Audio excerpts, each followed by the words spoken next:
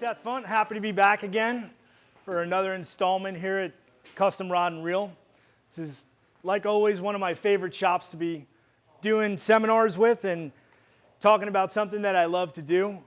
Before I get started, always like to thank the shop for hosting me. Mike Tyson, Jordan, thank you so much for having me back again. All the boys that work here are some of the best in the business. And if you ever have a fishing need, a fishing question, as technical as you can possibly get, the crew that works in this store has been here for a while, and these guys are just absolutely top-notch. So when it comes to inshore fishing, offshore fishing, as extreme as you want to get, the guys that work behind the counter here are tournament fishing on a regular basis and usually in the top percentage of the guys that are winning money. So, can't thank these guys enough for having me here, and let's get started.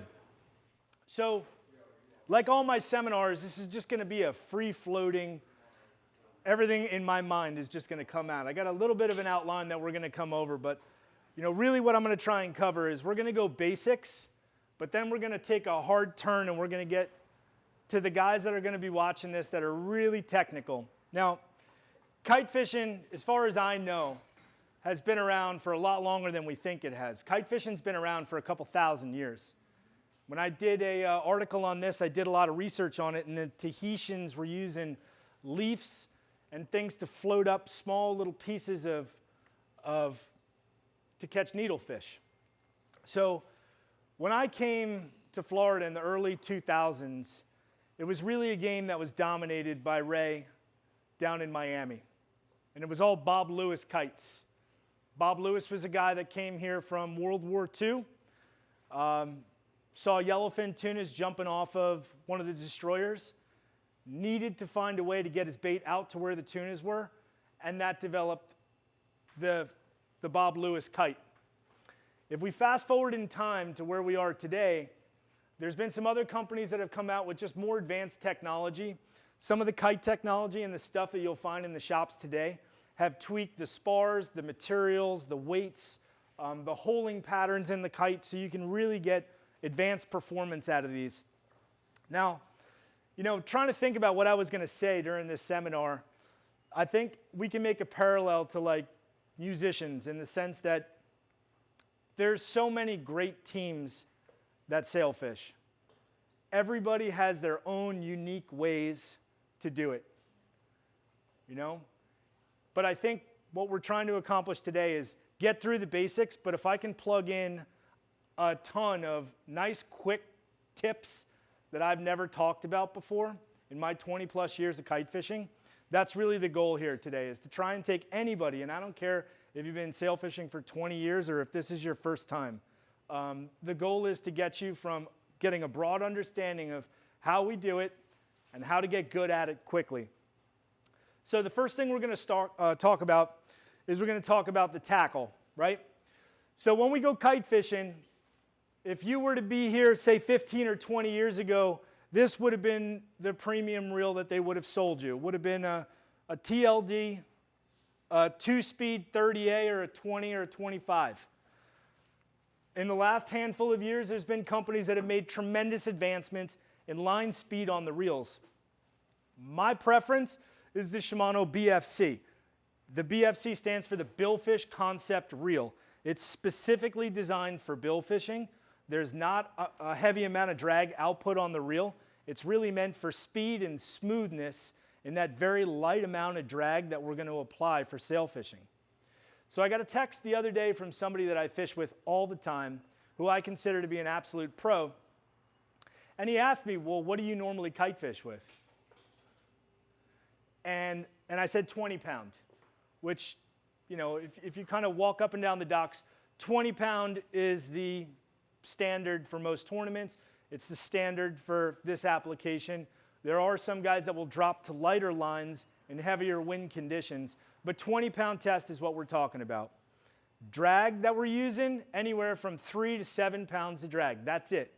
The less we pull on these fish, the less likely they are to go deep. We want them to stay on the surface. Sail fishing is all about trying to catch and release this fish as quick as we can.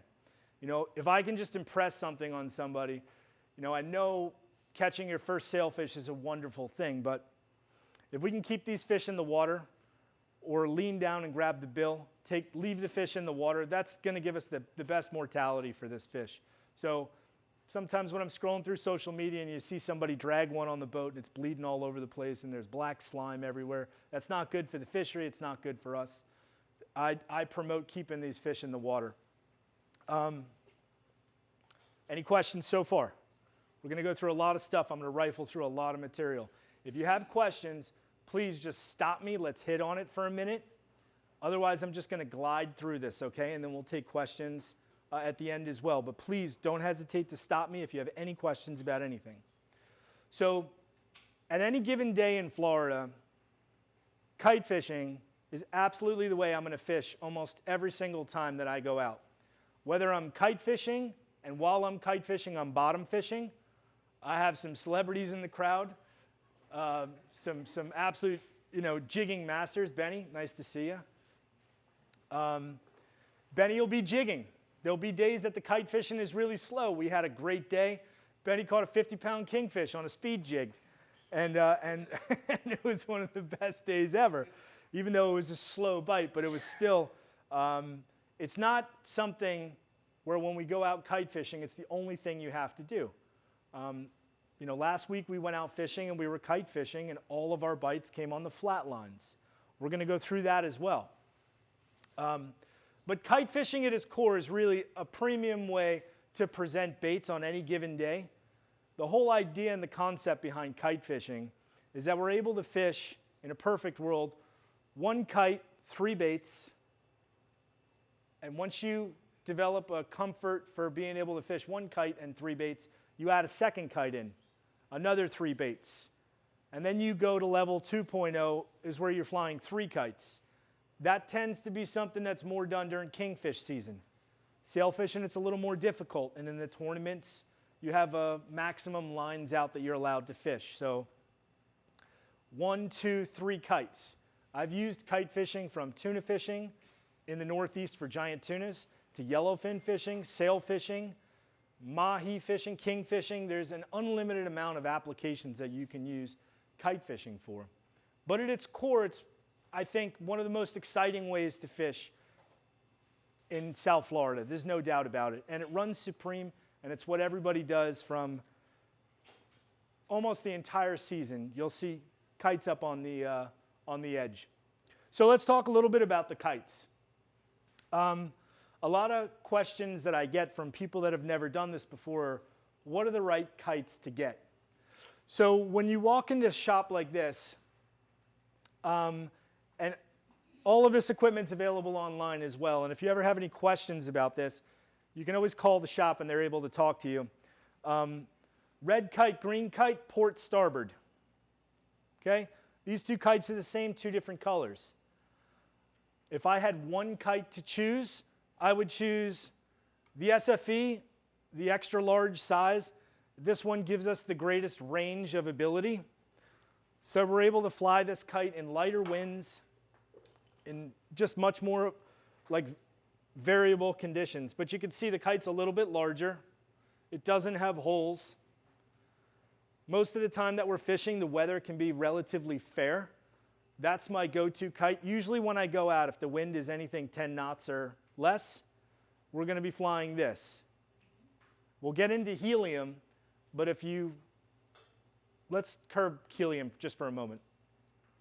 10 knots, 15 knots, 20 knots, we're going to stay in the red and the green colors. If we're in a tournament situation and we're having to fish in conditions that are more than that, they make an extreme kite. Obviously, there's just more holes. It allows the wind to pass through. But essentially, what this is going to do is hang in the sky, be relatively stable. We don't want the kite doing a lot of this. And these stabilizing rings allow the airflow to go through it so we can fish it in higher velocity winds. Any questions on the kites? We good there? Okay. Next question I get on the kites most of the time is, when I'm launching the kite, my kites seem to constantly fall into water. So, few little nuances about a kite. Something as simple as just a bridle string being over the top can be overlooked. That's enough to make the kite not fly properly. So anytime I put a kite out in the water, I immediately look at the two top corners to make sure that my bridle strings are sitting on the kite properly. Once again, if there's a little bit of a tangle there, and it happens all the time, just want to look for that, okay? Second thing I'll always check to make sure that my swivel is sitting properly in the bridle. Sometimes it can get tangled up and you'll have to undo it, but you want to make sure that this is riding true. Everything is straight, picture perfect. Next piece of the kite, this adjusts the height that the kite, or the attitude of the kite. So we can change the attitude of the kite by changing this little chalk here. On any kite, there's always two markers. I'll usually start on any day because the wind conditions are very different. And remember, the wind conditions are different at 50 feet than they are at 100 feet, than they are at 200 feet. So the wind can get very turbulent, sometimes higher in the sky. What I'll do before I launch anything on my kite, I'll put the kite out to my first clip and make sure that my kite is riding true. If I need to make an adjustment, I can. Right here, just simply moving it forward like that or moving it back. I'll start in the middle and I'll make adjustments from there. Every single day I'm adjusting my kites. You can get it perfect for one day, go fishing the next day, and the wind is completely different.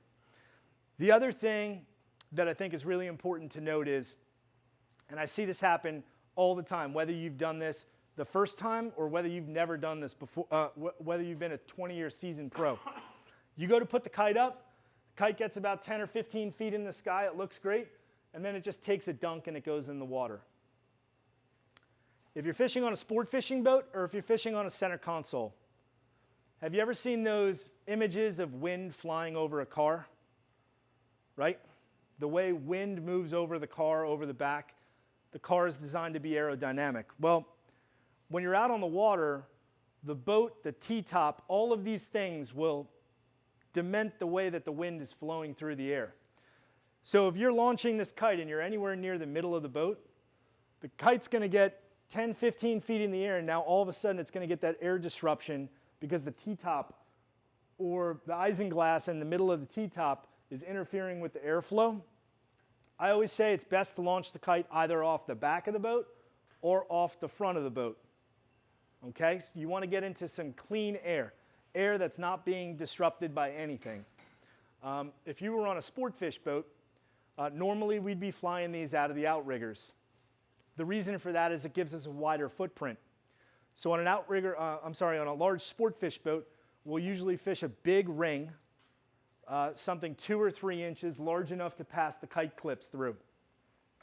On the sport fish boats, I like to grab the kite by the corner, send the halyard up about halfway. When I feel a good push on the kite, I'll let it go, and I'll try and get that kite up and away from the boat so that it's out of that disrupted airflow. I'm always thinking about where the air is going to be disturbed on a boat, no matter what kind of boat it is. So that's launching kites. Now, let's just take that one step further. How do people get the kites to sort of flare out so that they can fly 2 kites and get a wider footprint? One way we do that is by adding split shot leads to the kites. So split shot leads, this is something that it pains me, is something as simple as a 199 split shot sinkers. Something as stupid as this can prevent me from flying 2 kites. So I always keep multiple bags of these hid all around the boat so that if I run out or if I need more, I'll always have packages of these on the boat. Now, just like I was saying, every band plays songs a little bit different. There's great bands, all different genres. Everyone has a different technique to the way that they do things. I'm going to give it to you the way that I do it. People that are out there that tournament fish and do this for a living, they might do it a little bit different, but we all do it relatively the same way. Okay? 2 in the corner, 1 on the side, and I do another 2 down on the bottom. If I put this up in the air, and it's not grabbing true or it's not giving me the correct leaning angle that I like, I might just simply pull a lead off. Or I might add on leads until I get the correct attitude of the kite. When this is flying properly, it's going to lean over and it's going to kind of dig towards one direction. Now on the other side of that, I would take this kite and I would weight it on the opposite side. So essentially you'd have one kite going this way and you'd have one kite going this way, right? Digging opposite directions. And when we're sail fishing, I think it's important to understand that, we're trying to capture a fish that's making a migration. This fish is migrating from north to south, with its final destination being somewhere off Mexico. They head down that direction to breed. They do a big loop off Isla Mujeres, and then they come back down the line, and this is their life cycle, and they just continue that loop. Now they can get dispersed.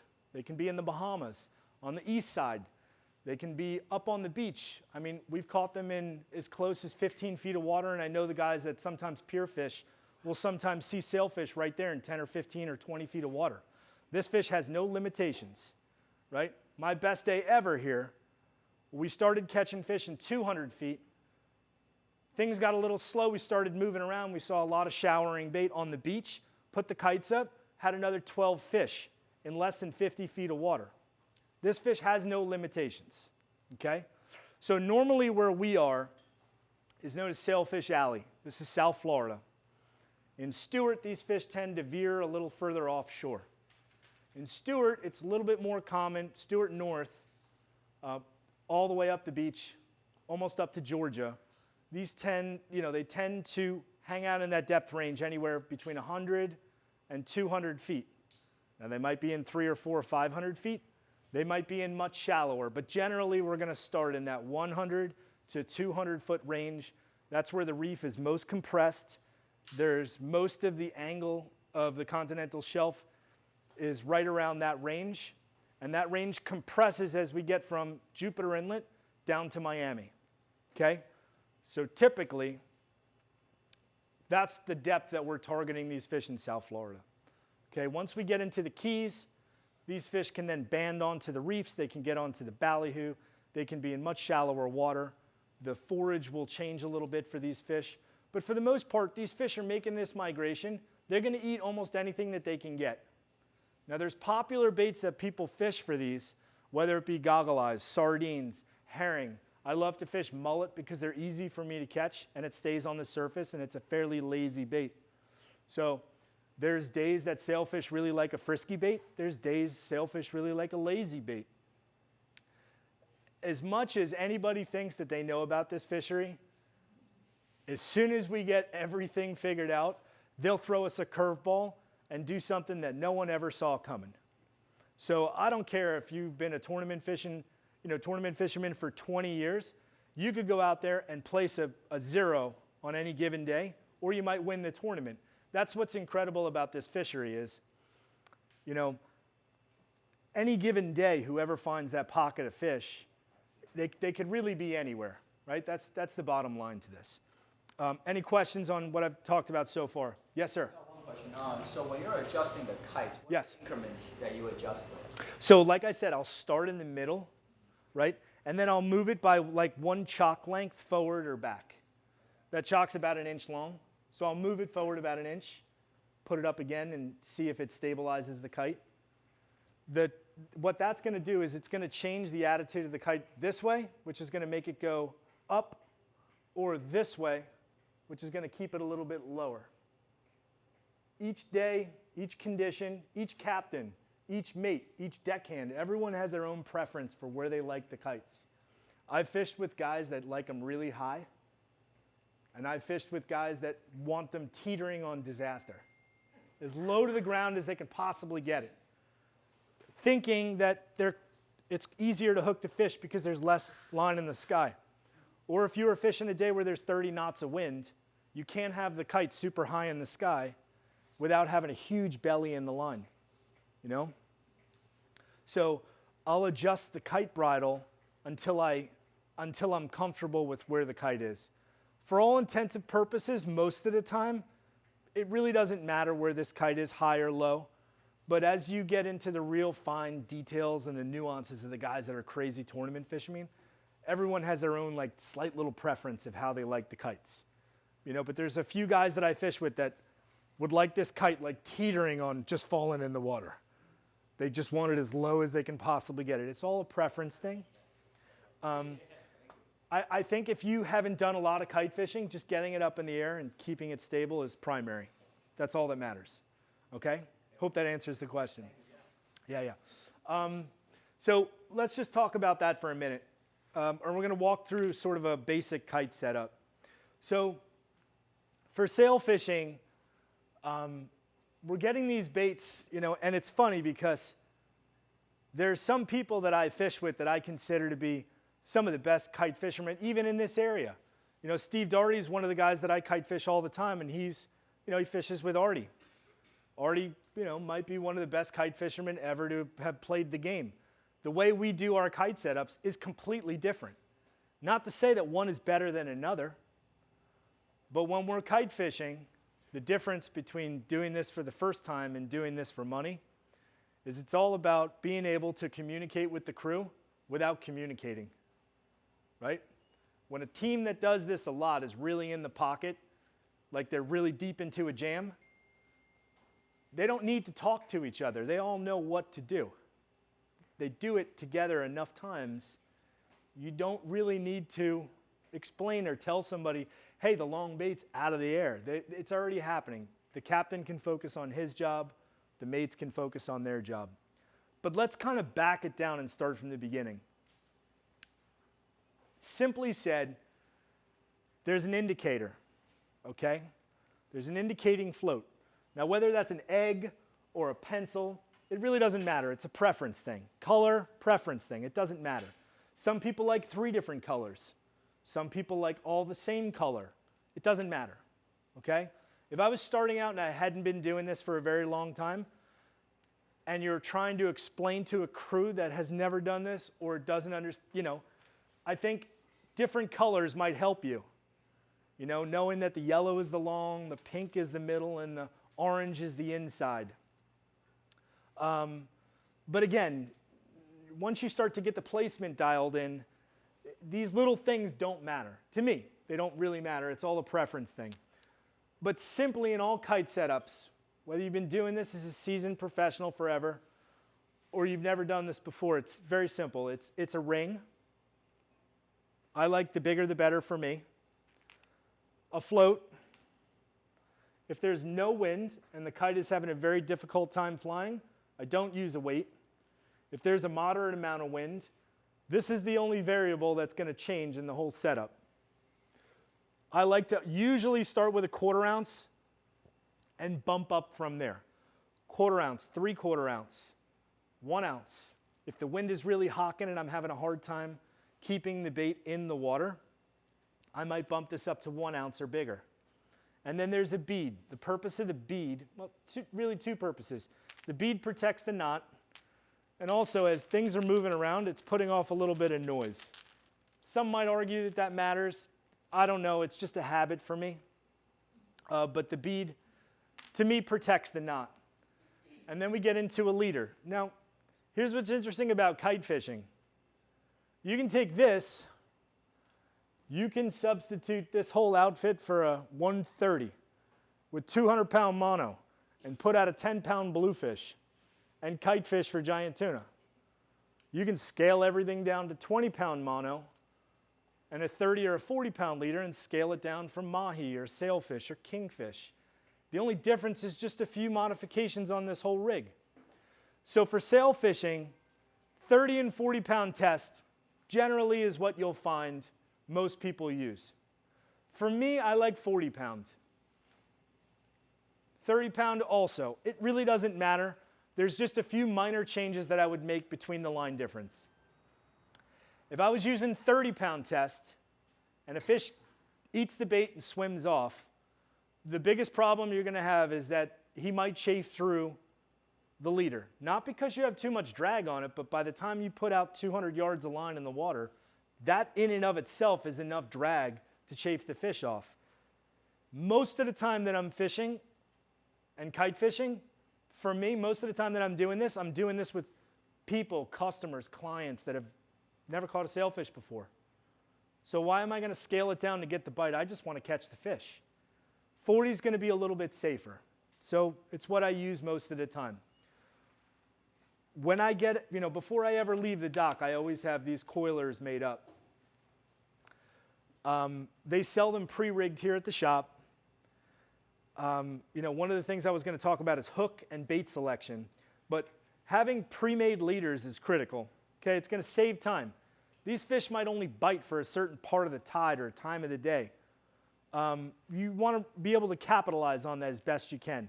So taking this portion of time out of the middle of a hot bite is critical. So pre-rigging your stuff in this fishery it's the difference between catching one fish or catching 25 fish. It's just being prepared for that moment. You never know when it's going to happen. On our boat, I usually have these coilers pre-rigged. Some are 30, some are 40, some are 7.0, some are 6.0, some are 5.0. Because I never know what kind of bait I'm going to get that day from the bait guy. Here's another piece of this whole industry is, where are you going to get your bait? Normally, you got to call somebody, order your bait, or you're catching your own. When the bait gets delivered to you, it's enormously expensive. These baits now can cost $100 to $150 a dozen, sometimes more during tournament day. That's why I like netting my own mullet. They're easy to catch, and they're actually effective when the fish are really feeding well. But I like to have a couple of different sizes of hooks because I'll size the hook to the bait. If I'm using sardines like we get in the summertime, I want a smaller hook. Or I might be using wire. If I'm using gogs or herring, I'm going to size the hook specifically to the bait that I'm fishing that day. Now there's a few, if we go down that rabbit hole, there's a whole technique to fishing gogs. There's a whole technique to fishing herring. There's a whole technique to fishing sardines. But for all intents and purposes, we're going to start off with just goggle eyes because that's the most readily available from your bait guy. When you get the gogs, water flow in the live well tank is critical, right? If you have a boat and it has a live well and you turn the live well on and it's got some 1,100 gallon sure flow bait Serenity pump and it's pumping air and it's pumping water in there and maybe it fills up, maybe it doesn't. That's really not the greatest, but it'll work for a day of fishing, okay? When we go out fishing, we have pumps on the boat that'll put out as much as 2,500 or more gallons per hour, flooding over the top, which we call pressurized. So the more bait we put in the tank, the more comfortable we want to keep the bait. Bait tanks, as a rule of thumb, usually we use the formula of 2 gallons per bait. 60-gallon well will hold 30 baits comfortably. I can stretch that a little bit more if I needed to, but that's a good average to play with, okay? If you have a 30-gallon well, a dozen baits should be fine, okay? Any questions on that? There's a whole nother rabbit hole on bait tanks, but any questions about that? Okay, so let's get back to this for a moment. So on our normal setup, and I've sort of made some abbreviations on this just to keep things simple. Normally, I would use a 12-foot leader, okay? That's normally what I would do. Just for the instruction purposes, I made this a 6-foot leader. Other than that, this is exactly the way that I would fish this on any given day. Now here's where we get into some juicy tips. If I can just grab one of you guys to help me drop this back. So,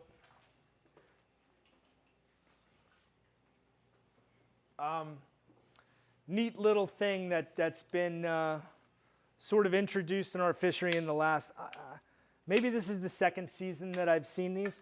Normally when using an electric reel, you'd have to have an outlet on the boat. We're just going to put it in here. It's not imperfect, but it'll work. Normally, you'd need some electricity on this. Now you can do this with a manual kite reel, but if you're really going to get into this, having an electric reel is something that's critical. Neat little thing. Hold on right there. Like I was talking before, trying to find that clean pocket of air to fly the kite is critical. And if I'm attached to the boat with a cord, I'm restricted to how far I can go to find that clean air. With an independent battery pack, I can walk up to the front of the boat. Go ahead, drop it back. I can drop this back, finding clean air. And at any given time, I can turn this on, and I have power to the reel.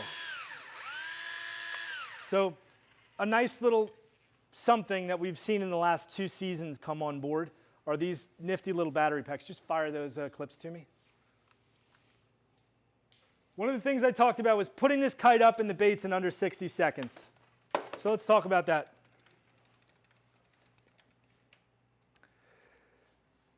And I've seen crews do this a lot of different ways. Let's see, if you can, you know what, if you just want to take the kite off, yeah, just pull the line. Okay. Now, the only difference between this shop demonstration and the real world is this kite would be up there. So we'd have a little bit of an angle on the line. On these kite rings, I've colored in the bottom of the ring, the side of the ring that faces the float.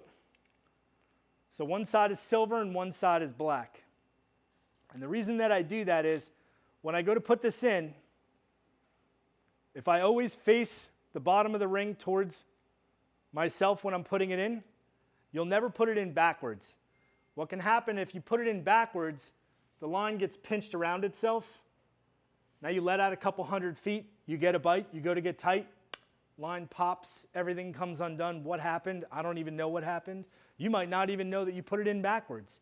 Happens to me all the time, and I've been doing this forever. Happens to some of the best crews all the time. Just a little safe way to keep yourself from making the mistake. So once again, color in, clip it in.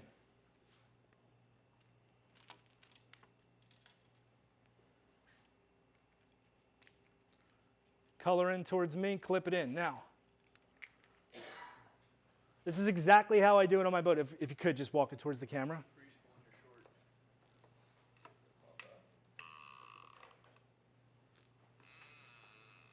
Send it. As that kite's going back, I'm just managing everything. Whoa, this is what we call a kite-tastrophe.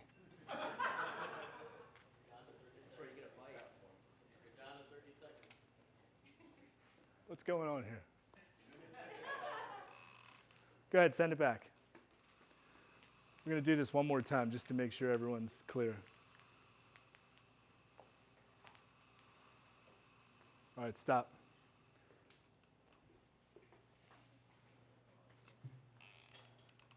We got a problem. Didn't go as planned. Bring it back in. Okay, it's a good example. No, it's okay. We can talk about that for a second. Just walk back into me.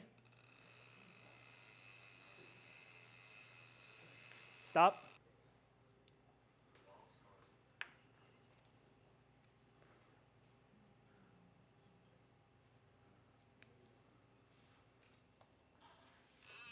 Okay, go ahead.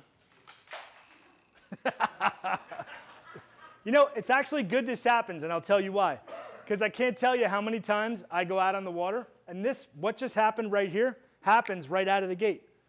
In fact, most of the time that you go out there, this is what's going to happen. You're going to put all this shit up, it's all going to come unglued, and you're going to have to start all over again. So let's just start all over again. Let's figure out what happened and why. First thing I'm going to do is I'm going to reel the floats to the rod tip. What that's going to do is it's going to eliminate all of the main line out of the equation. It's fine. This happens every single time I go fishing. You're going to get a mistake like this. Whether you've been doing this for 20 years or your first time, what just happened right there is going to happen almost on every single trip. So let's regroup ourselves, okay? Let's get untangled. It's as simple as that. As long as the float's at the rod tip, I'm okay. It's easy to untangle. A few spins of the rod, everything is back in order. Again, I'm keeping everything the same exact way.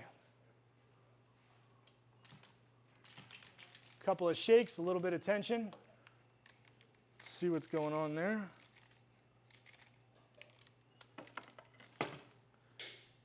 Everything goes back to the way we started. Now what I'm going to do is I'm going to bring my kite in. Just come to the middle. Just keep it tight like a kite would be. Okay? So first thing I'm going to check is tension on my kite clips. Is the tension where I want it? Is it too tight? Oh yeah, I forgot to adjust the clips. It's a completely different day. The last time I went fishing, it was 20 knots. Today, there's almost no wind. So I'm going to loosen up my clips. Clip 3 is good. Come a little bit closer. Oh, I forgot to do this before we left for the day, so we're going to make that adjustment.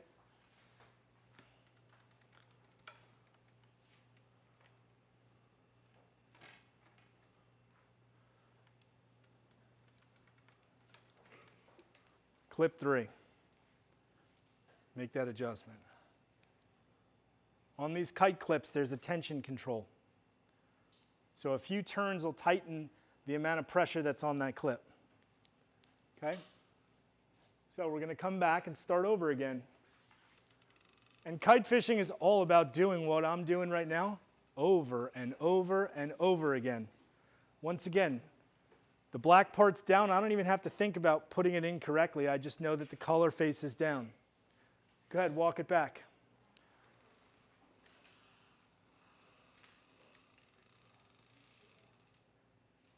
I can stop the kite right here with my hand. When it gets to the second clip, I can control the kite right there. Okay? That's usually how I'll stop it on the boat.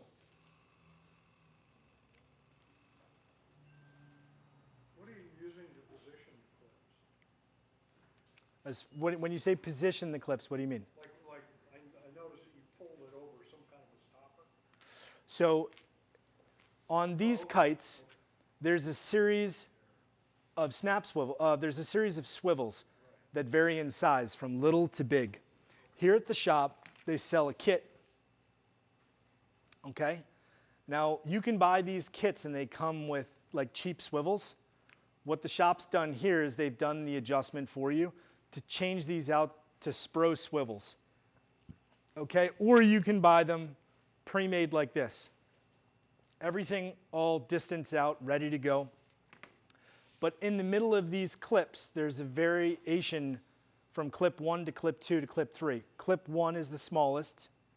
The swivel can pass through clip 3 and clip 2 and stop at clip 1.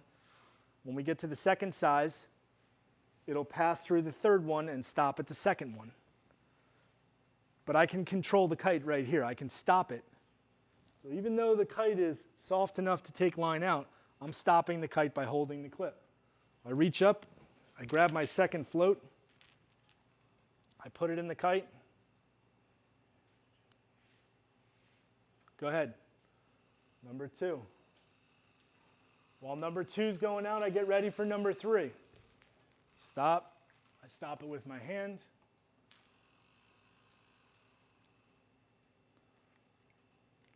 I put it in the clip. Go ahead.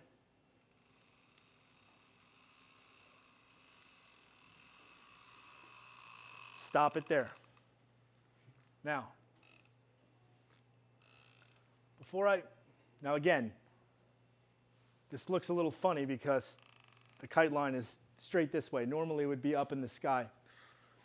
I fish with captains that will put the first clip in, put a bait on, send it out to the second one. Me personally, I'll wait to launch my baits until all 3 are ready to go. That way I know if I'm going to have a problem, it's going to happen before any bait's in the water.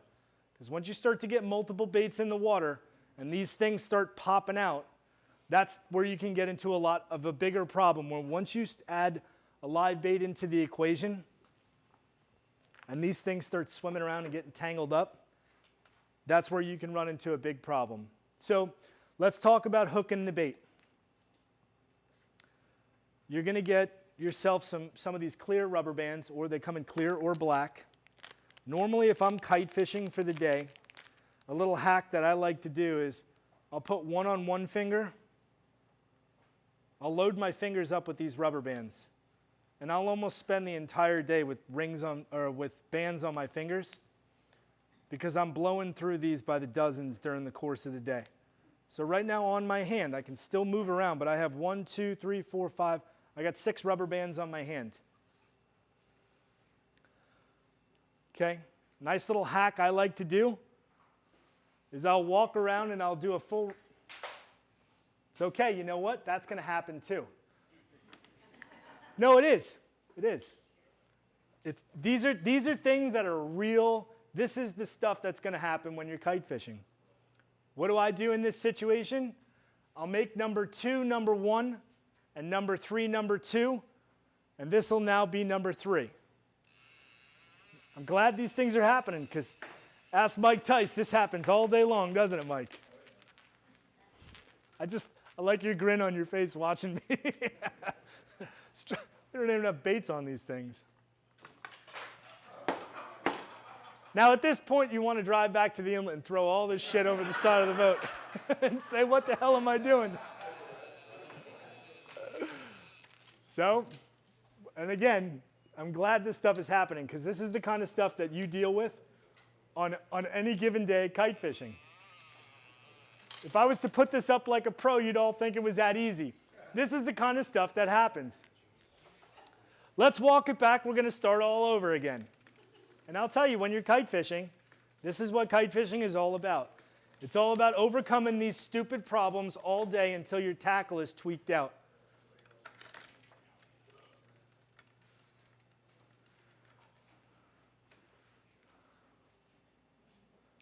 Okay, black down, ring in. Let's start with one bait, since we're really struggling today.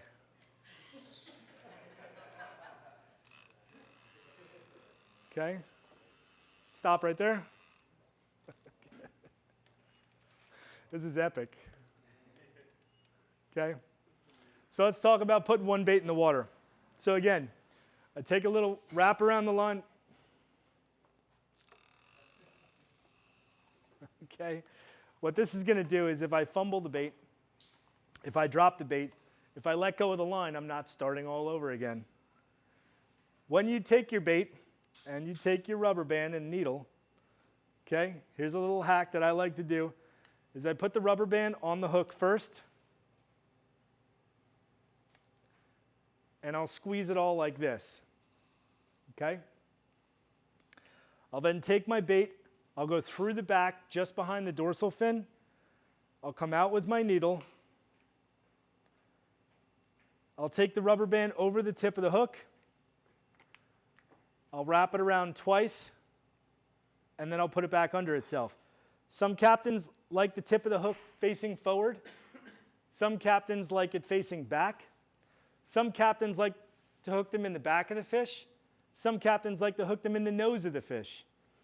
It doesn't really matter how you do it. The bottom line is the bait's going out with a hook in it. Okay? Now, I'll give you a couple of scenarios where I might change the way that I hook the bait. Let's say that I have to move the boat around quite a bit. I might hook the bait towards the nose so that I can use the motors of the boat and drive the boat around, dragging the baits a little bit. So again, got my rig bait, got my float, throw it in the water. Now this is part of our next disaster. That bait swims at the boat, gets wrapped in the motor. Now we're starting all over again with 2 rods. These are real world situations that are going to happen all the time that you're fishing, okay? If you find you get out there and you're really struggling to get these baits out, that's about the time that you want to call Jordan and tell him you want all your money back and you sell this shit that you just bought. But if you can get past the frustrating parts of kite fishing, it is absolutely one of the most exciting ways to fish, okay? So we have one bait out. I think this might be a better way. If you have never done this before, you do one bait. Once everything is right and you have no problems, we work on bait number 2. Okay, another thing I'd like to talk about is just like the spacing on these clips. So if I was fishing on a center console boat, normally what I would do is I would do anywhere between 100 to 120 feet from the kite to the first clip. Now you could modify that anywhere you feel comfortable with. Some people like it 60 feet, some people like it 150 feet.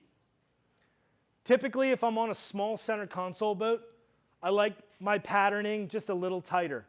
When I get onto a larger sport fish boat, I like my patterning a little wider. But if you ask Mike Tice, hey Mike, what do most people like their kite distances? If you ask 100 people, you might get 100 different answers. Everyone's got their own magic number, whether it's a lucky number or whether it's a distance. But I would say for the most part, it's anywhere between 60 to 75, 80, 90, 100 foot. Somewhere in that range is what you're going to find the spacing at. That's what you mean by between your long, mid, and short? Yes, okay. Between the kite clips. Okay. We're going to bridle up our second bait. Okay.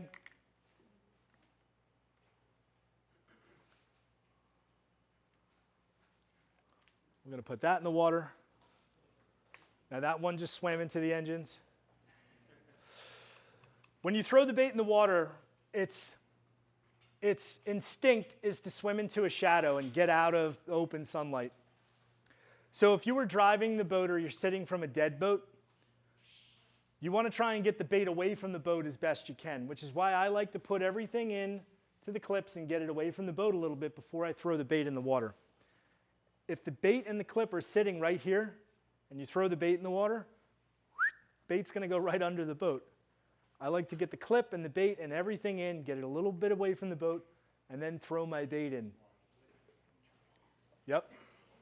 A nice little tool, if we were resetting or if we were moving around, this is an R&R bait bucket. If everything was coming in, I would grab this bait. Once it gets close to the boat, the bait would go into the bucket head first. And this would be a way to store your baits rigged. I don't have to take the bait apart. The baits can go right into the bucket. Everything stays nice and organized. A typical thing that we would see on the reef would be an east wind. We go and set up in 200 feet. 30 minutes later, I turn around and we're in 100 feet. Bring the kite in, put the baits in their respective spots in the bucket, go out to 200 feet, put the kite back out again. This is a nice little tool. R&R makes one, Hooker makes one that has a pump inside of it.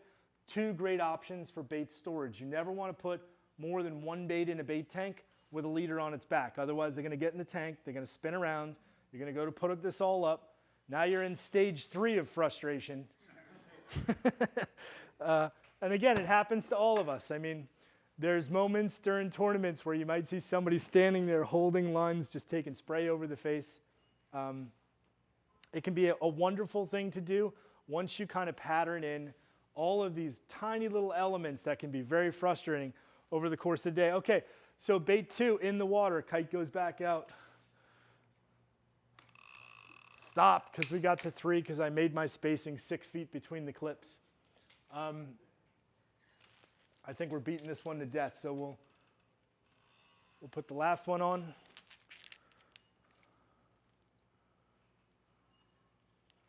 In and back, remembering to open these up so that you're not going to pop a clip once this all goes back. We grab our second bait, third bait.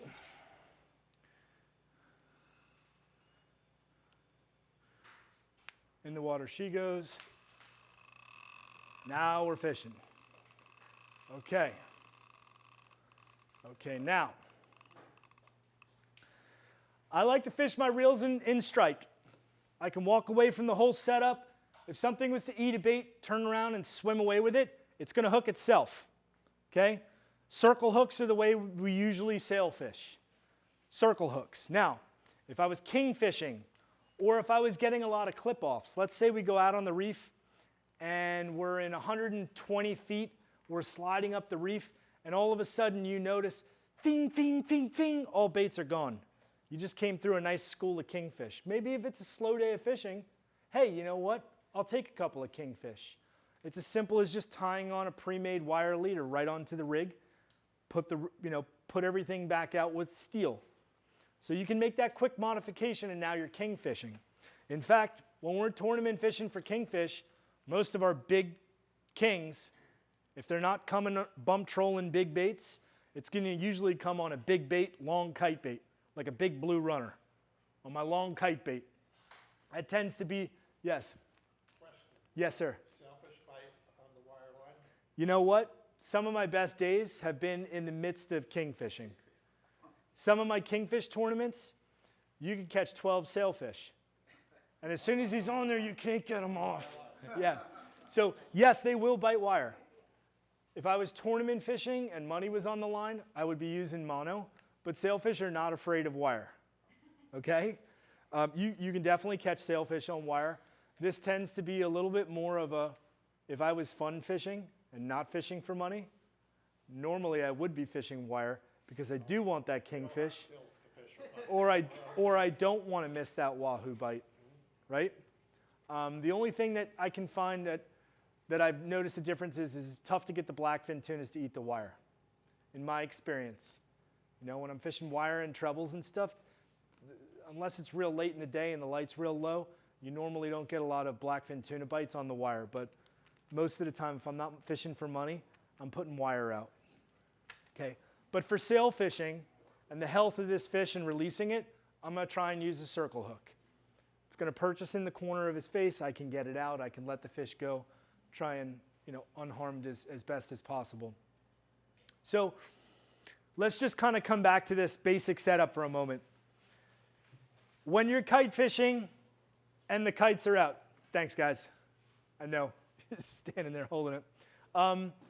We want that kite float suspended enough out of the water where that tackle isn't in the water, okay? You're monitoring the kite floats, okay? Normally what will happen is the kite float will start to walk in one direction or another. That's normally what I'll see when we're getting into a bite. You'll see the kite float start to walk away out of an unnatural position, okay? What's really critical is that the captain needs to know, hey, we're getting bit. I always like to do my dropbacks without taking the rod out of the rod holder. If you were fishing on a tournament boat and money was on the line, there would normally be a primary person or a second person over to my right fishing the inside of the spread, and I would be fishing the long by myself. The rod would be picked up, the reel would be put to free spool, and we would feed the fish to the point that we feel that he's choked the bait down, back to full, and we're going to reel as fast as we can because we have to capture all the line up to the kite, to the first clip, and then back onto the reel before we can actually set the hook. So that might be 250, 300 feet of line, which is where these very fast reels come into play. But what's critical about picking it up and reeling it as fast as you can is once he's bitten the bait and he's swimming away with it, it's game time. It's time to lock the drag, wind down as fast and as hard as you can. You want to pop the clip. There's a few situations.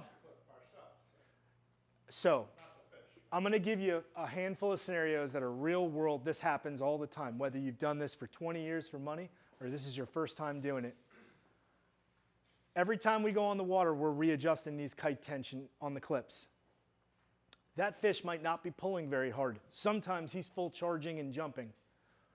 If the clip gets stuck and the fish is on, usually just a couple of hard jerks, enough to pop the clip, but it's very important that you continue to wind as fast as you can. The worst thing you can do is have an angler pick up the rod, not know what's going on, and kind of do like one of these. Wow, look at him go. You know? You want to lock the reel up and reel as fast as you can until the line starts going out the other direction. Okay?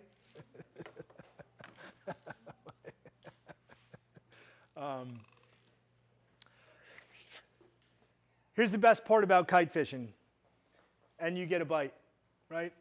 Normally a jumping sailfish is usually your best teaser for your second one. So a big mistake that a lot of people make when they start out kite fishing is that they'll catch a fish, they'll get completely distracted with the first fish they hooked, and they'll forget about the kite spread and everyone's watching the fish jump. That's usually the time that the second and the third one will come and eat your middle and your short, right? Or I can't tell you how many times you hook a sailfish and a mahi shows up behind the sailfish. A lot of times these fish will tail each other. Mahis will tail sailfish, sailfish will tail mahi. So the bites will come sometimes in packs. What's great about kite fishing is, the clip pops out, you're tight to the fish, you can go and deal with your angler and the kite baits are still flying perfect. Okay, any questions on that so far? No, we're good? Let's talk about this situation. This is a great trick. Let's say we're fishing and we get cut off. This happens all the time. It happens almost every time that we're kite fishing. I like to have a package of these pre-rigged, ready to go, all set up for myself. So normally what would happen here is you lose the line. If you were tournament fishing, you'd have a guy that's dedicated to just rigging the baits.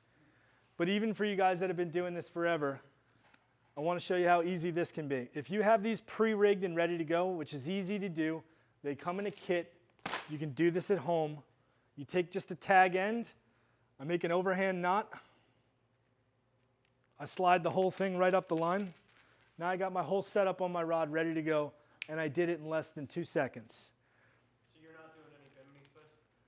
So if I was in a situation where the bite got hot and I didn't have time to do it, me personally, I don't like to fish bimini twists because I feel that this gear can get stuck up in that knot.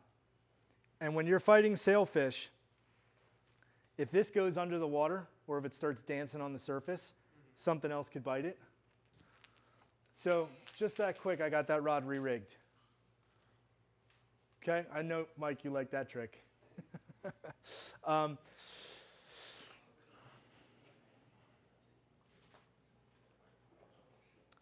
I think that when me personally on our boat, we don't do bimini twists. I know a lot of people do. It's just a complete preference thing.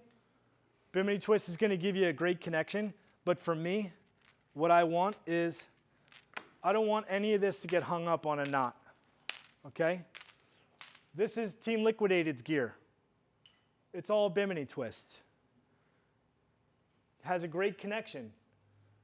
If for some reason any of that gear gets hung up in that knot and it's going to stick there, it's just going to create more drag in the water. So I want this to be able to free flow as much as possible. I don't do bimini twists. That's just the way I roll with it. Again, everyone plays the blues a little different. Okay? Any questions on any of this so far? No? Let's give this poor fellow a break here.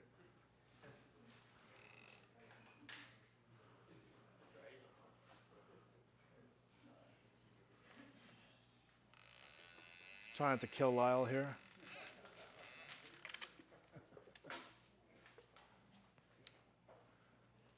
Okay, 2.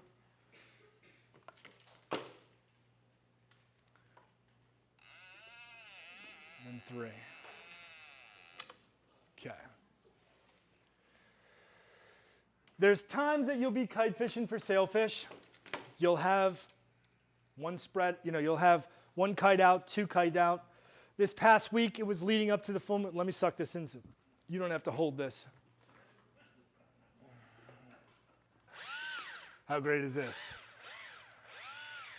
We have an electric reel without being plugged into the boat.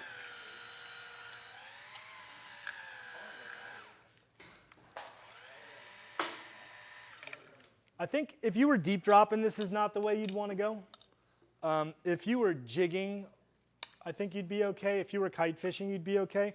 But it's nice to be able to have that little battery pack. It allows you to be very mobile with the equipment. You can go and put this inside so it doesn't get wet, doesn't have to sit outside. So again, on the reset, bucket, baits go in the bucket, we can reset and move. I want to talk about this for a second. Oh man, this video is going to be epic. It's funny because, and I've tournament fished with quite a number of you here. The best days of fishing I've ever had, it's dealing with problems all the time. You get the spread up, you lose a kite. get the kite back up, you lose the other kite. Constantly overcoming problems, but normally these can be in conditions that you normally wouldn't be fishing in. Flat lines. So for us, when I go out sail fishing, normally what I do is I'll put the spread out and I'll fish 6 baits on one side of the boat, and then I'll have 3 to 4 flat lines with spinning rods on the other side of the boat. So if you think about this, I can realistically fish 6, 7, 8, 9, 10 baits plus a jigger plus a bottom guy. The amount of stuff that I'm able to offer in that space of time and water is incredible if you're not moving the boat. You get out to the depth where you want to fish, stop the boat, put a kite up, get another guy on the other side of the boat dropping a sardine for mutton snappers, get somebody jigging all day for action, couple flat lines, couple kites. Last week we went kite fishing, didn't have one bite on the kite all day.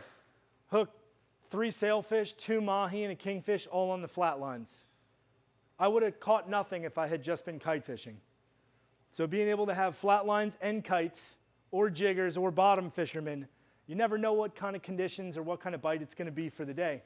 So to be able to have all these things that you're offering really enhances and increases your possibility for having a good day on the water.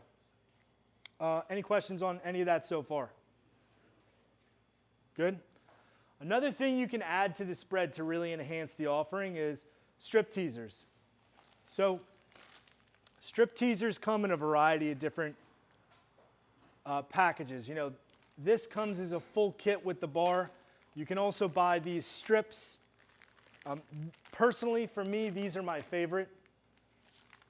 I'll put a few of these strips on a simple spreader bar or a dredge, and then I'll put some 200, 300, 400-pound line on this. I'll send it back 50, 60 feet, and if I get, really anxious, what I'll do is I'll have somebody moving it in towards the boat and then let it go back out. Move it in towards the boat and let it go back out. And what that's emulating is a ball of bait just pulsing through the water towards the boat and then free falling under the boat. And then it goes back out and then you move it back in. So that constant movement of a bait ball coming towards the boat will entice a lot of predators to come in from far away. So, having a strip teaser, once you get your kites dialed in, being able to add a strip teaser to your spread, it's another great thing to sort of entice and bring a lot more action towards the boat.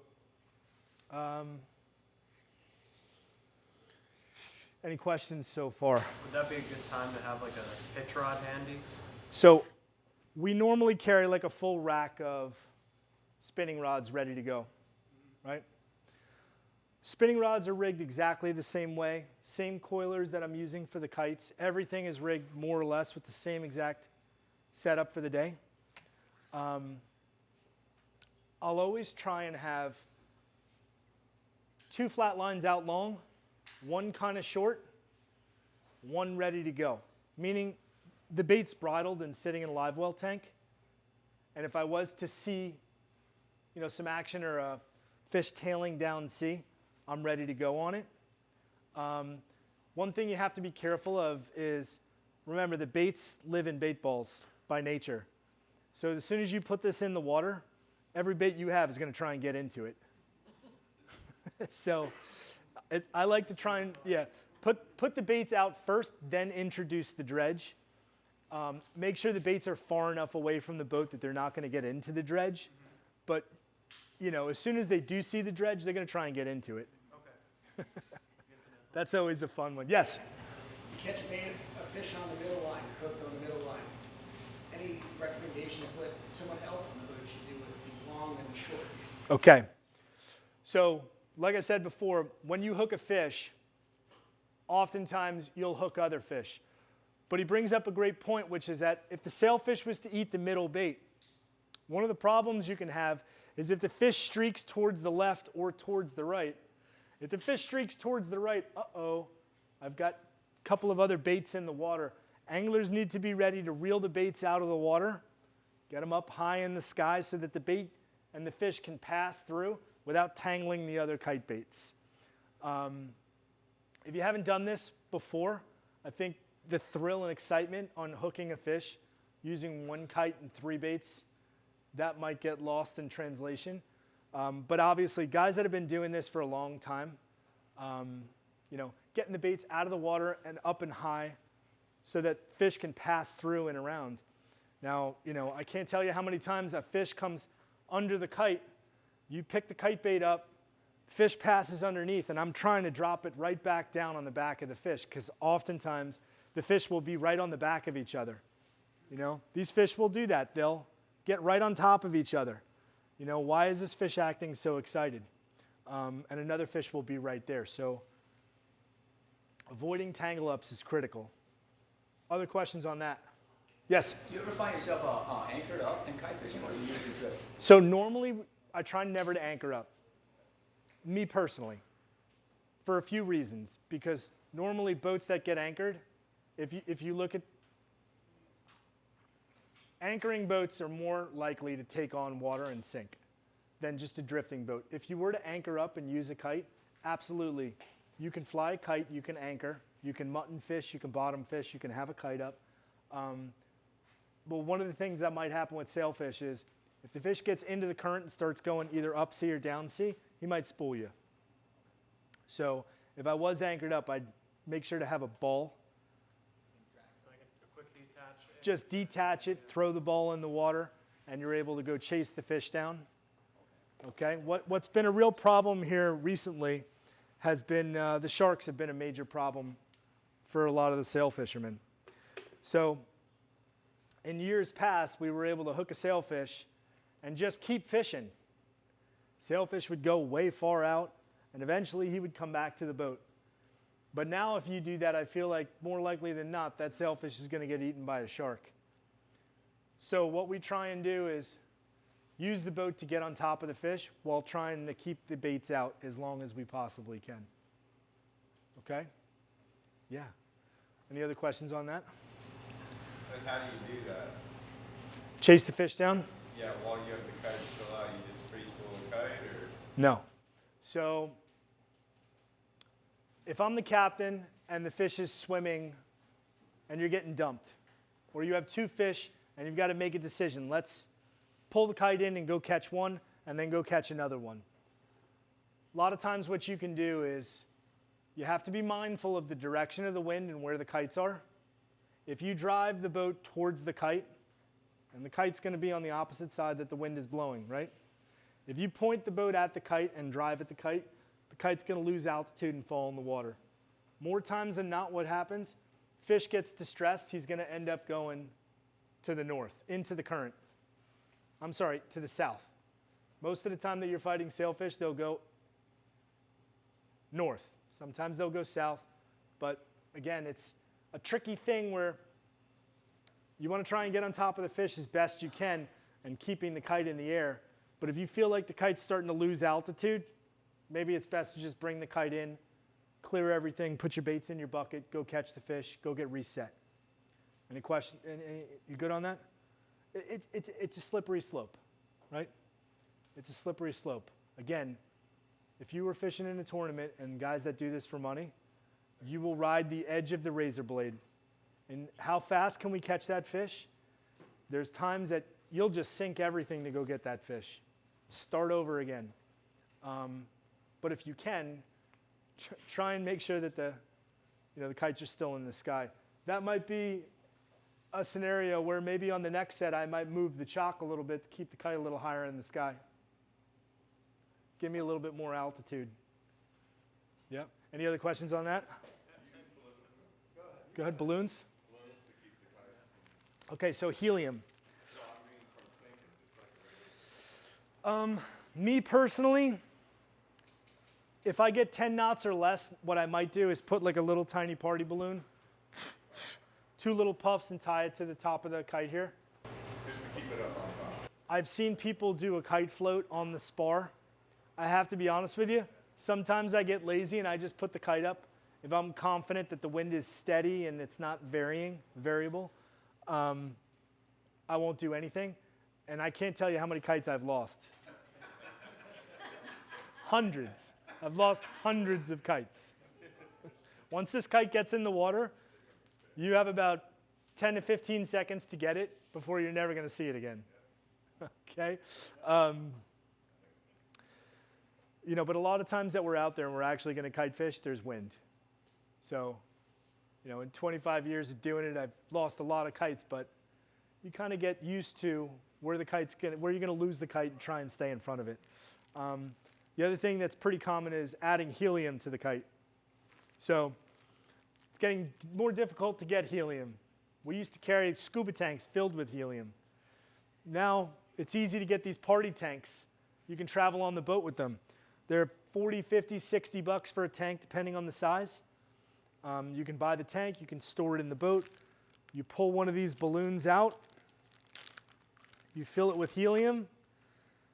Now again, this is one of those things where every captain has his own size that he likes to fill these up to. I try to ride the edge of how much I can get in there without popping the balloon. But normally, a little bit smaller than the size of the balloon itself is about where the balloon is. Now, there's a couple of different ways you can attach this to the kite. Some people like to attach it at the top here with wax line.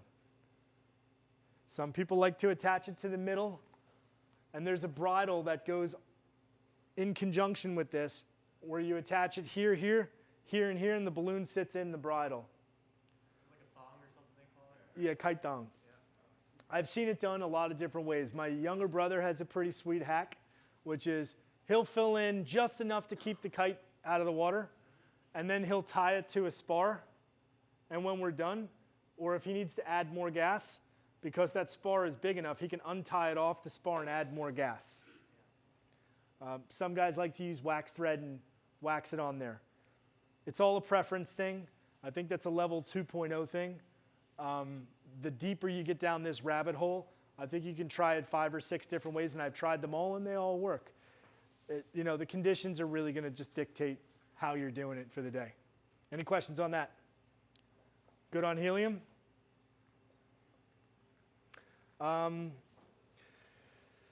Sail fishing, we normally don't use more than 5-6 pounds of drags at the most. The less you pull on the fish, the quicker you're going to be able to catch the fish. That would go for a flat line also? Yeah, very light drag. Let's see. So I haven't messed with these at all. This is Team Liquidated. Let's just give that a little pull and see how much drag's on the reel. Not that much, is it? Very light. Lighter than what you'd think. Enough to keep everything connected, but light enough that if you start pulling on the fish gets hot and tired, tends to sound. Once the fish starts to sound, now you have a lot more water to get the fish up to the surface. It's easier to get a release when the fish is just paddling on the top. Nice and easy.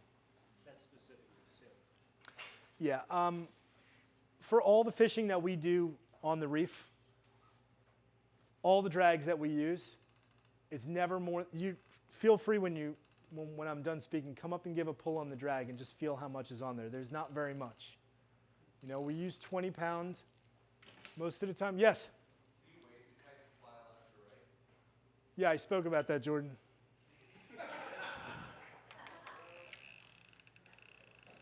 where do you like to place the weights?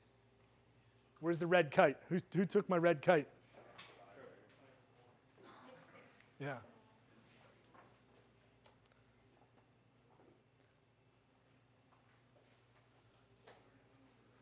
Yeah. So, like I said before, I keep a bag of lead weights and I hide them on myself. Put a couple in the seat, put a couple in boxes, put a couple down below in the toilet. I always know that I can find a bag if I can't find a bag. Usually the top corners, right on the edge of the black fabric, one in the middle, and I might add another 1 or 2 here. But the most important thing about weighting the kites is you want to have symmetry on the kite. So whatever I do up here, I try and do down here. There's a little mark that marks the middle of the kite. It's marked with a little pen. I try and put one right there. If I feel like I need to just keep adding weight because there's just a lot of wind, I'll just keep piling up the weights as long as I do everything in symmetry. So whatever I do up top, I do on the bottom. These kites tend to take on a life of their own. Some like heavier winds, some don't. Some will plop in the water and it'll change the way they fly. So, any other questions on weight? Yeah. What about when you tie helium on it? Do you put the balloon in a specific spot when you have a weight on there? Jordan, on these kites, there's a little circle in the middle of the spar here. You can do wax. You can tie the balloon on that way. Some people like to tie it to the top of the spar. Some people like to use a kite thong. It's all preference. I think if you weren't, familiar with using helium, starting in the middle would be a good spot.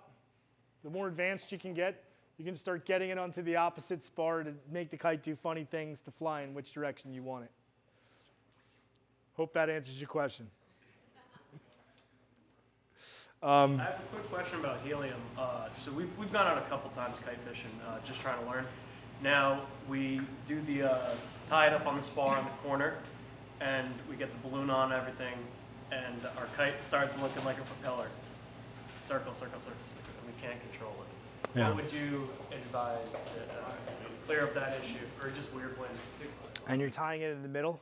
Or is it the bridle? Yeah, we've messed with the bridle too. I mean, it helps sometimes, sometimes it don't. So if you can get the helium on one corner, and now you have some weight at the bottom and the helium on the top. Sometimes you can get the kite to stabilize like this. There's days that you can mess with this kite and helium, and it's just not going to fly. And there's a point in the day where I just say, we're not kite fishing today, because everything's not going according to plan. There's conditions that this can be done, and then there's conditions where it's just not going to happen. More gas. Try and get further up the kite spar. Okay? Just so that it's sort of weighting it in the air like this. It can be a very frustrating thing. And then a lot of days, if there's no wind at all, you might only be able to fly one kite. There's not enough wind to get them spread out. Yeah, we're not at 2 yet. We'll get you to 2. It's not a difficult thing. We'll get you to 3 too. Any other questions on what we've covered so far? Yes. So do you have any tips or preferences for distance of your baits? Like how far do you want to get them out there? Is there a rule of thumb you like? Is Okay. there some way you gauge it to make sure you're where you want to be in terms of getting the 3 baits away from the boat? Okay. So, like I mentioned before, I used Steve Doherty and Artie Sapp. Steve fishes with Artie, and they fish together as a team. When I fish with Steve, I'm surprised how close he fishes the inside bait to the boat. Like shocked. From me to the light. 15, 20 feet away. When I kite fish, I like to get it as far away from the boat as I possibly can, to within a balance of where I can control the bait staying in the water. That's what I like. I just like a bigger footprint. But again, it's like playing the blues. Everyone's got their own little style and their own way of doing it. Not to say one is better than the other. They both work. I guess it's just a preference thing, It's just a complete and total preference thing. On the spacing between the baits, anywhere between 175 feet apart, I feel like, and Mike and I were talking about this the other day, if the kite baits get too close together, they're going to end up getting tangled. Or like you had mentioned, if you have a fish that comes up and picks up the middle bait, if the kite baits are too close to each other, you're going to get tangled. I like to keep everything spread out. It's all a preference thing. It's all a preference thing. One thing I do want to point out is anything that I'm talking about here or any questions you have, Custom Rod and Reel has a website. Any of the guys that are here are wonderful to go through any of your questions that you have about any of this stuff. All this stuff that we're talking about here is available on the website, and I think we're going to have a special link with everything that we're talking about here, so it's easy to find. So let's see, we covered a lot of stuff. It's wild to have to present this to somebody who's never done it before and somebody who's been doing this their whole life, but we're going to kind of wobble back and forth between the two. So, sea anchor, absolutely critical tool, not only for safety, but also for stability on the kites. If we're out on the reef and the wind is blowing from the east, means we're going to go from 200 feet to 100 feet. That distance is very tight in some spots. The sea anchor is going to sort of slow that drift down. I can't think of a time that we go out fishing and I don't have this on the boat. We try and use it as often as we possibly can. The only time that I'm really not using the sea anchor is when it's a northwest wind and I'm keeping the boat facing to the west, pushing myself back onto the line. That's the only time that I'm not really using a sea anchor. I don't mind drifting out deeper and deeper. What I do mind is there's definitely a cutoff point going inshore that I'll stop. You know, I normally try not to get inside of 85 feet. 85 feet, we're in 85 feet, and I'm not getting bites. We're definitely picking up and going offshore again. But that drift time might be very quick, you know. From 200 feet to 100 feet, I might hit that in less than 20 minutes. By the time I get 2 kites out and a couple flat lines, I'm already out of the game. So having a sea anchor on your boat definitely helps. They come in a couple of different sizes. You want to try and get the appropriate size for your boat. You don't want it to be too big. You don't want it to be too small, but it'll definitely stabilize the boat as well. And it's also recommended, you know, if you were over in the Bahamas and you were to break down, sun is setting, you definitely want to have a sea anchor to put yourself down to slow the drift down. Coast Guard's coming to the coordinates you gave them. If you happen to lose contact and you have a sea anchor, you're going to stay closer to those positions. So it's a safety thing. But we use it for kite fishing all the time. It's definitely a critical piece of equipment. So, one of the other things that I want to try and hit on is we're going to kind of jump and go to like level 2.0 stuff here, okay? So one of the things that we were talking about, and you guys were surprised how light the drag is. A theory I have about sail fishing is if you can get the first fish to bite and get the fish to react a certain way, you can trigger the rest of the fish to come to that fish. So in the natural, sailfish will flop. If you see a flopping sailfish, it's usually the tip of the iceberg. If I can get a sailfish to come and eat a bait and flop, it's going to usually attract in other fish. We were talking about drag settings. I know we can catch these fish with heavy drag quickly, but the lighter you go after you hook the fish, oftentimes will invite other bites. So people will kind of stall out if they haven't done this before. They'll catch a sailfish. Yahoo, we had a great day. But how do you really hang multiple fish in a day? It's getting the fish to react a certain way so that you can continue to fish. Keeping the fish that you have hooked under control so you can continue to fish the baits out there, right? You can't catch more fish if you don't have more baits in the water. So lighter drag, lighter than you'd think. Enough to purchase the hook, but enough to let the fish kind of be natural. Let them take a big run out and then come back and bring some friends with them. So We say leave the fish in the water as long as possible if you're not in a tournament. like a dolphin, right? If you were to hook a dolphin and you leave him in the water and there's a school, as soon as you pull that fish out of the water, that whole school might change its attitude. Well, my theory about sailfish is if I can hook the fish and control the way that he's moving around, going away from me, flopping, coming back to me, other fish are going to tail that hooked fish. You're inviting the rest of the herd back to your spread, right? So enough to purchase, light drag. If you get below a half a spool, maybe you have to go pick up and chase them. But the real delicate balance in this whole sport is how do I catch a fish while continuing to fish, release that fish, and just replace the bait that he ate with a new one? That's the difference between catching 1 and catching 10 in a day. If I take my whole spread out of the water and I go spend 30 minutes chasing the sailfish down, well, I didn't hook the 8 or 9 other fish that were with him.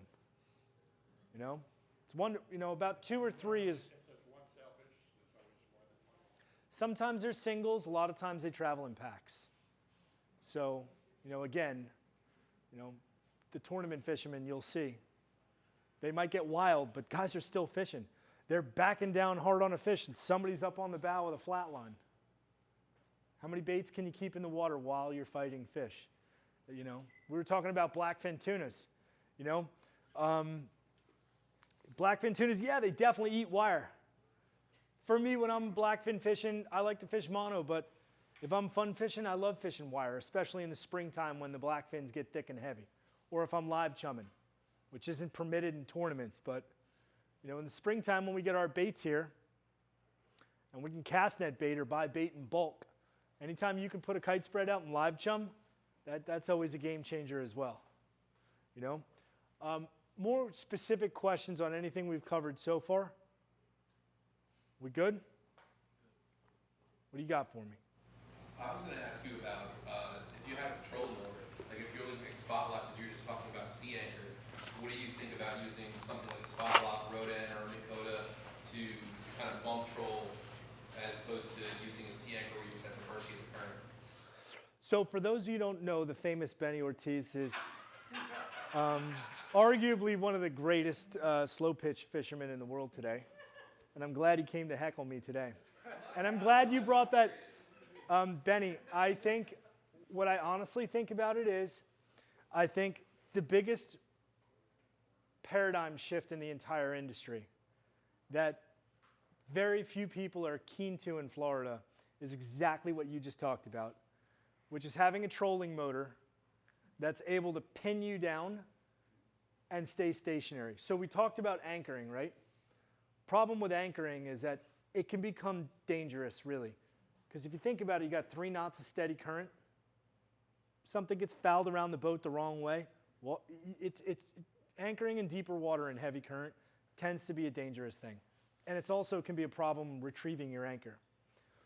Trolling motors and being able to lock yourself into a certain spot, put a spread out, let the fish kind of come to you and stay in that spot, or the scenario where it's a heavy east wind and you're getting blown up the bank and the bite's in 135 feet, but you're only in that depth for a brief period of time, and that's where you're getting all your bites. If you're able to put down either a Minn Kota or a spot lock and just lock yourself into where the bite's happening, it's revolutionary. The problem up until this point is that most of the boats that are going out and doing this, it's too big. It's too big. So, sporties can't, they can jockey and stay in that depth, but I do think the stealth factor is critical. And we fish together up in the Northeast where, I think it's a fish attracting device. I think that low frequency hum, only thing is once the sharks gets on you, it's over. And it's become a bigger and a bigger problem. But real funny story, Benny and I were fishing together a couple weeks ago and had 2 kites up, right? We hook a sail, and then we hook 3 mahi. And I got 1 angler in the cockpit, and Benny's back there jigging. And I look over at Benny, and I'm like, yo, dude, we're tight. And he just looks at me, and he looks like right back over, like, I don't care about kite fishing. I care about jigging. So I come running out of the control room, and I hook 1, I hook 2, I hook 3. I look at Benny, and I go to pass him a rod, and he gives me the shoulder and his back, and he just keeps jigging. No, it was awesome. It was awesome. So the angler caught 1 fish, and then I give him another rod, he catches another fish. Then I give him another rod, he catches another fish. And the whole time, Benny didn't miss a beat. He just kept jigging. He's like, we're in him, and I'm going to catch him on the jig. But that's what makes you magical, is you're so dedicated to your specialty that, like this epic moment of like, we just hooked everything on the lineup, and I'm going to vertical jig. And no, that's awesome, though. It's great, though. I mean, we've had some incredible trips together, but, that's dedication.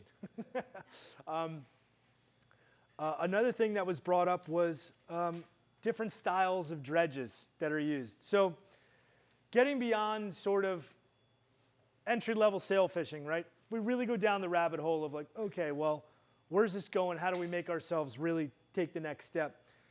I do think that strip teaser is a great way to introduce something interesting into your spread and invite something, but look, there's a lot of different ways to sail fish.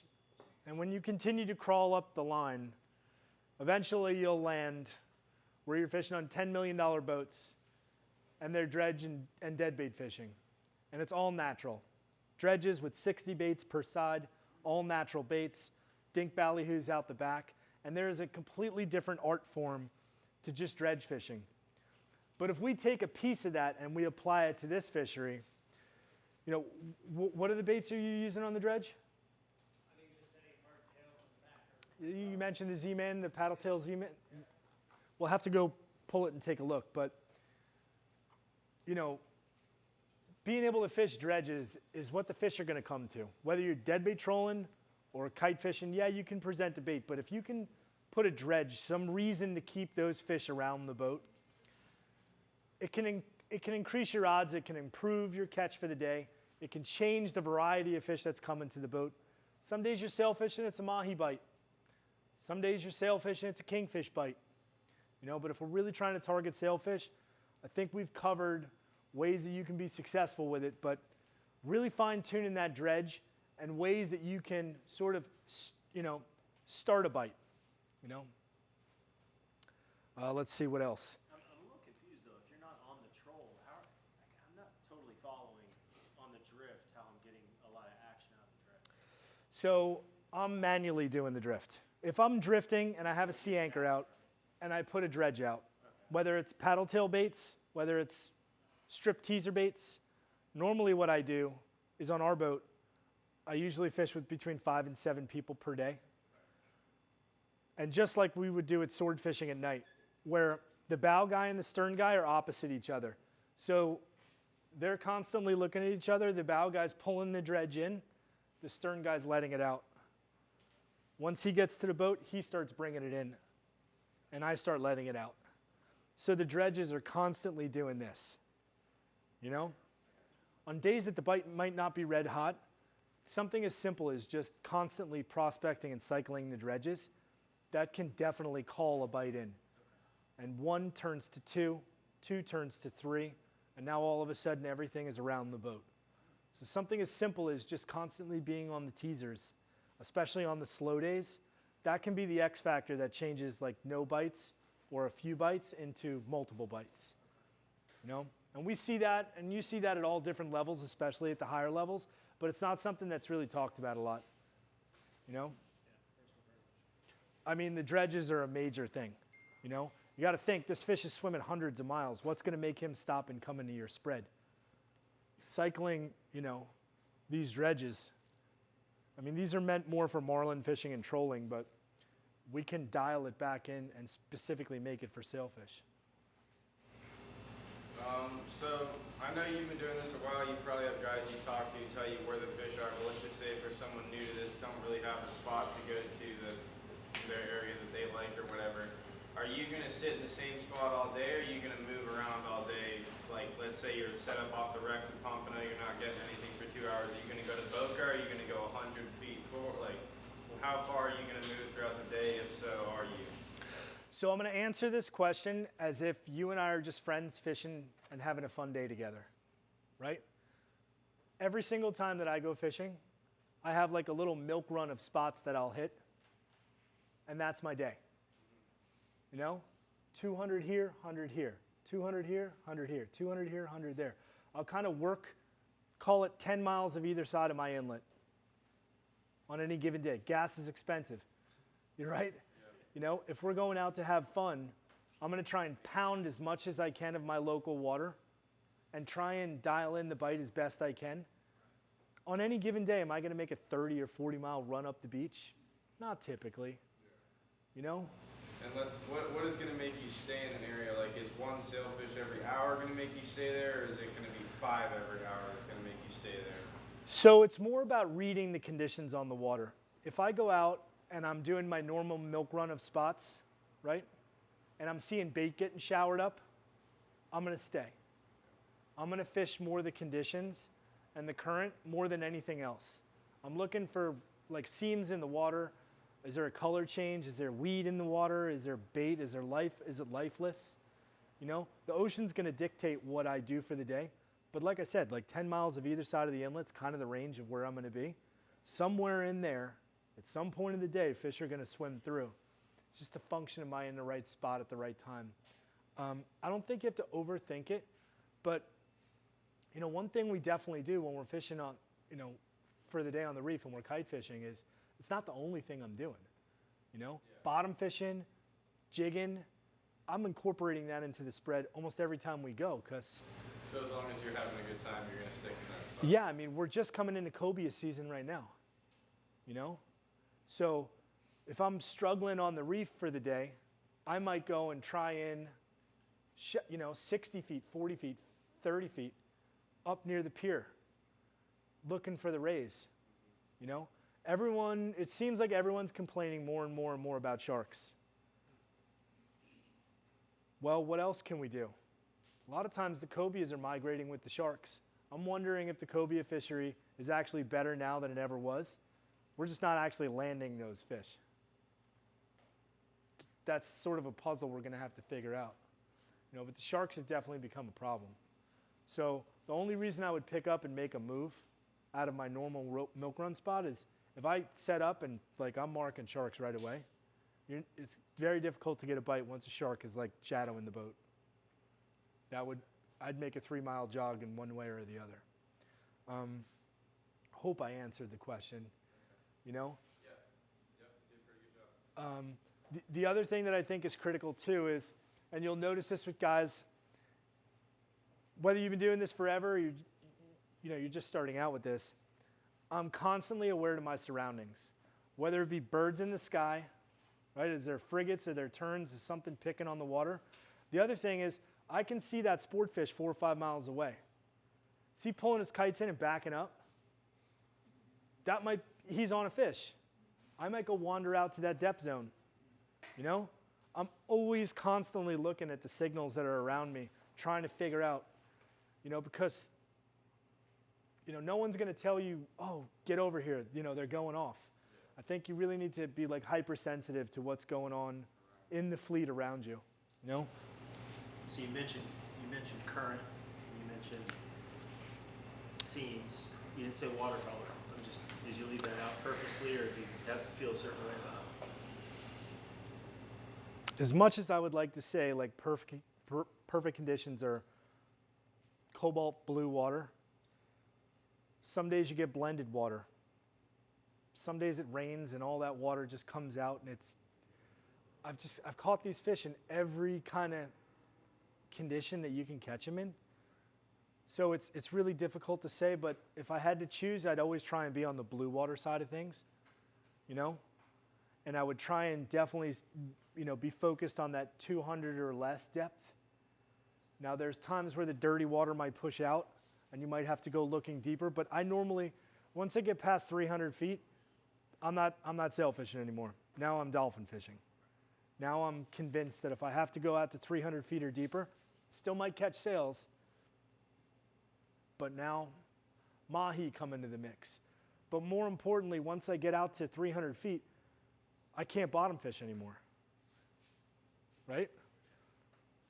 If we're going out for a day of fun fishing, catching sailfish is great, but being able to come home with some food is nice too. And it just so happens that the depth that we really try and focus is right in that range where we can bottom fish and we can sailfish. So current conditions, they change every single day. Tide, does it matter? One thing I know for sure is that on the full moon, they just lock their jaws and they don't want to eat. It could be explosive leading up to it, but usually the day of the moon, not going to happen. Unlike swordfish. Something about the full moon just makes them go crazy. What else you got? I think we covered a lot. Yes, Mr. Benny. So, in my world of slow jigging, I'm hyper focused on maximizing break and strength of my tackle, things like that. Is there any particular knots or terminal connections that you use to maximize the strength of that light line that you're using, in particular because these fish tend to shake things off? Okay, great question, Benny. Thank you. So, with me, I use very specific, fairly complicated nuts. But in a tournament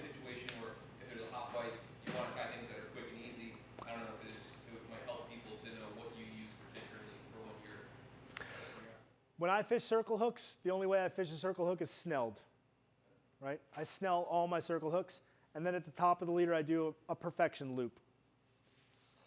If we really want to get granular on it, the perfection loop is as small as I can possibly make it.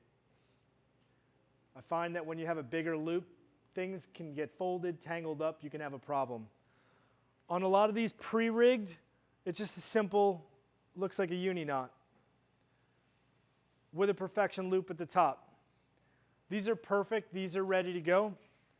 If we were tournament fishing, I would make a few modifications to get a little bit more performance out of the leader and the circle hook. We can talk about that one-on-one if you guys want to look up here and see the snell. But I do a snell and then I go back through the eye of the hook. The reason for that is it's a flawless transition between the line into the hook. Right? So,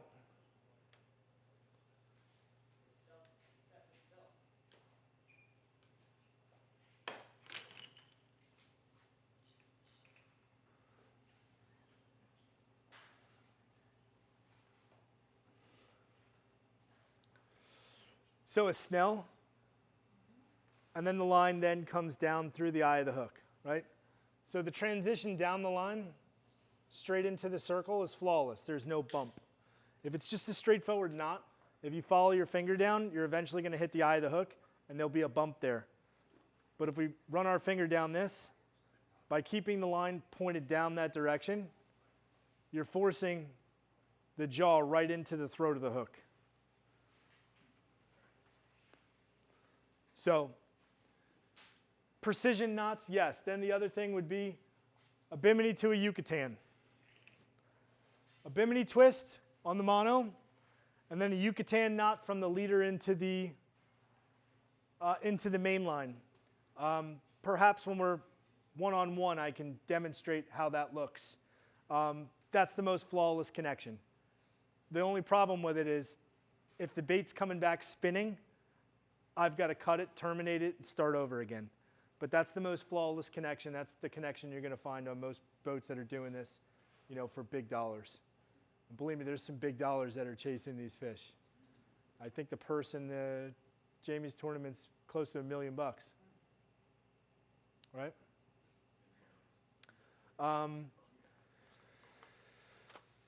Bigger is better for me. If I only had one hook to recommend for sail fishing, me personally, it's a VMC tournament circle hook in a size 7.0. Ask 100 fishermen what their favorite hook is, you're going to get 100 different answers. For me, I like these VMCs. It's a Vanadium steel hook. What I like about it is they're not going to rust after the first time use. So if I spend all that amount of time rigging all these up, and this gets exposed to water, even one little brush of salt mist, certain hooks will start to rust like right away, whether they've been used or not. You'll start to get rust right on the shank. You'll start to get rust right on the barb. The Vanadium steel hooks, for me, rinse them off, keep going with them. I also think the bigger hook, I worry less about when the fish eats the bait, I'm going to hook that fish. I've been on boats where guys like smaller, lighter leaders, and I can't tell you how many times you get the bite, you don't come tight. Something happened.